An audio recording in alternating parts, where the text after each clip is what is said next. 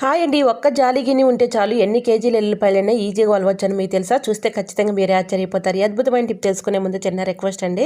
First time మన channel ఎవరైనా చూస్తూ ఉన్నట్లయితే ఒక్కసారి ప్రీవియస్ వీడియో చూడండి. మీకు నచ్చినట్లయితే తప్పకుండా ఛానల్ని సబ్స్క్రైబ్ చేసుకోండి. వీడియో నచ్చితే ప్లీజ్ అండి చిన్న లైక్ చేసి మీ ఫ్రెండ్స్ అండ్ రిలేటివ్స్ షేర్ చేయండి.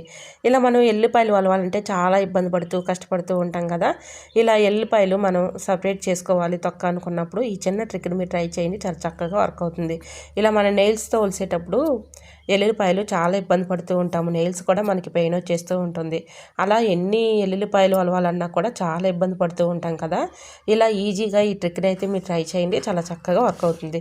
ముందుగా ఎల్లుల్లిపాయలని సపరేట్ చేసేసుకున్న తర్వాత ఇలా ఎల్లుల్లిపాయలన్నీ కూడా హోల్స్ ఉన్న గిన్నె ఉంటుంది కదండి, ఆ గిన్నెలోకి వేసేసుకొని మీరు ఎన్ని తీసుకోవాలనుకున్నారో అన్నీ ఈ విధంగా ఎల్లుల్లిపాయలు తీసుకొని ఇలా ఒక కుక్కర్ తీసుకోవాలండి. చిన్న కుక్కర్ తీసేసుకొని ఈ విధంగా ఇందులో అంటే 1 లీటర్ వాటర్ వరకు వేసేసి స్టవ్ ఆన్ చేసుకొని కుక్కర్ పెట్టేసుకొని ఆ వాటర్ బాగా మరిగించుకున్న తర్వాత ఈ హోల్స్ ఉన్న గిన్నెలో ఎల్లిపాయలు వేసాం కదండి, ఇది దానిపైన పెట్టేసామనుకో ఆవిరికి చక్కగా తొక్క అనేది మెత్తబడిపోతుంది.